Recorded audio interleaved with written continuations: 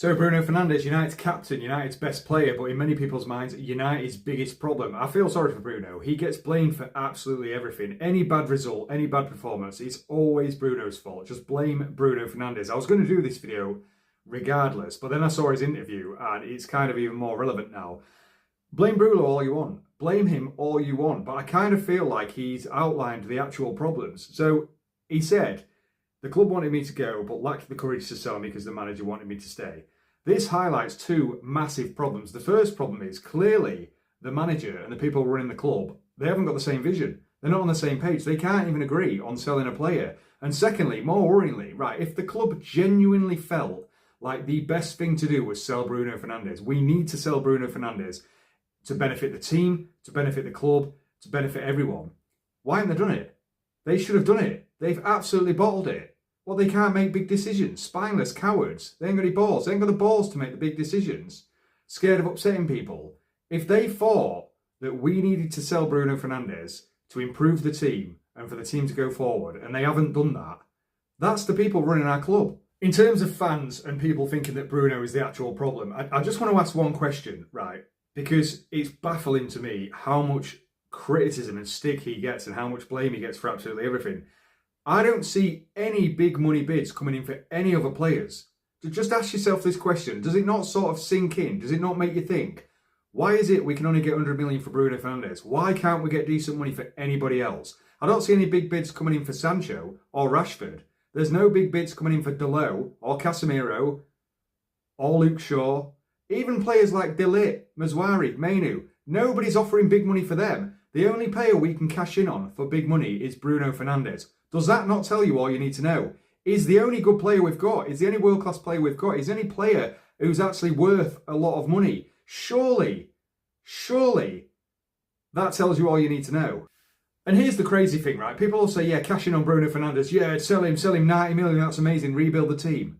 Rebuild the team with 90 million. 90 million. We probably won't even get that now. Maybe 80 million. Even if it is 90 million. Rebuild the team with 90 million. Like, people are talking like if we sell Bruno Fernandes, we're going to have $500 million to spend. It's 90 million. All you're going to do is sell Bruno Fernandes, one of the best players in the world, our best player, our only world-class player, and then buy a replacement for him. By the way, the players we're getting linked with, Adam Wharton, Belieber, and Elliot Anderson, all good players, but they're not Bruno Fernandes replacements, they're Casemiro replacements. They don't play like Bruno Fernandes plays, they play like Casemiro plays. So that's great. You get 90 million for Bruno Fernandes, you go out and sign Belieber, Elliot Anderson, the other dude from Palace whose name I forgot, Adam Wharton, all good players, not as good as Bruno Fernandes may have. Now they might be younger and they may have a lot of potential, but they're not actually as good as Bruno Fernandes. So all you've done is replaced your best player with another good player. You're no further on. And the worst thing about that is, right, yeah, you've got rid of Bruno and you've got, let's say, Elliot Anderson in, or Belieber. Great. They've now got to play with Casemiro in the midfield. They've now got to play with Ugarte. They've still got Luke Shaw to play with. They've still got Dalot to play with. They've still got Xerxes to play with, Mason Mount. It doesn't change the fact that Casemiro is past it. It doesn't change the fact that Luke Shaw, De Ligt, Martinez, Mason Mount are all massively injury prone. It doesn't change the fact that Xerxes can't score goals. You've lost your best player and you're no better off. In fact, you're probably worse off, actually. Now, I know what the argument will be. I've heard it a million times. The argument is, well, you get rid of Bruno and you get a player like Adam Wharton in, and all of a sudden you concede less goals because the midfield's more compact and we're better in possession and we don't concede as many chances and we don't concede as many goals. Probably right, yeah, we probably don't concede as many goals. But I'll tell you something, we don't score as many either. Take Bruno Fernandes out of that team, we do not score as many goals either. So you're no better off. You're just a team that scores less goals and concedes less goals. Rather than drawing 4-4 with Bournemouth, you'll just draw 1-1 with them, or 2-2. You're actually no better off. And this whole Bruno playing in midfield thing, right, it isn't Bruno's fault. Do you think he's chose to play there? Do you think he wants to play there? It's the manager's fault. Blame the manager. Don't blame Bruno Fernandes. Just like when Dalot plays at left wing back. He's not a left wing back. He's a right wing back. Now, granted, he's not a great right wing back, but he's not a left wing back. When he plays there and he does shit, it's not actually his fault. It's the manager's fault. So when Bruno Fernandes is costing us goals in midfield, it's not his fault. It's the manager's fault. Do you think Bruno Fernandes wants to play in midfield with Casemiro? Do you think he wants to track players back and do all the defensive work? Do you think he don't get jealous of seeing Mount, Cunha and Buemo and Ahmed playing in the number 10? Do you think he chooses to play there? No, of course he doesn't. Obviously, he's going to come out and give the PG interviews, isn't he? Yeah, I'll play wherever the manager wants me. I'm just happy to play. He don't really believe that. He wants to play as a number 10. He should be playing as number 10. It's not Bruno's fault. It is the manager's fault for playing him in a position he can't play. And also, just on Bruno in midfield, like, people talk like the only reason we concede goals is because Bruno's been in midfield. Bruno's only been in midfield for like the last 7 or 8 months, right? We've always conceded a shit ton of goals. Can I take you back to the 5th of March 2023? Anfield, Liverpool 7, United 0. Bruno Fernandes not in the midfield. All I hear is we need 2 defensive midfielders or 2 proper midfielders. Well, we had 2 that day, Casemiro and Fred. We conceded 7 goals. Bruno Fernandes wasn't in the midfield. This conceding goals because Bruno Fernandes is in midfield is a complete myth. Now, granted, we will concede goals because he's in midfield, but it's not his fault. This has been a problem that's been going on forever. But he just gets blamed for it. It's just an easy target. Right, I'll tell you a bigger problem. Go back to that 7-0 loss at Anfield, yeah? I'll tell you a bigger problem than Bruno's now playing in midfield. Because he weren't playing in midfield that day. We had a back 4 that day as well. So the people who don't like the back 3, we had a back 4 that day. Most embarrassing result United have ever had, 7-0 at Anfield. But Bruno wasn't in midfield. We had 2 specialist DMs in midfield that day, Fred and Casemiro. We still conceded 7 goals. Also, the bigger problem here is 3 of the 4 defenders that played in that 7-0 loss at Anfield against Liverpool are still first choice for United. Dalot, Shaw, Martinez. All of which played last night. All of which are first choice when fit.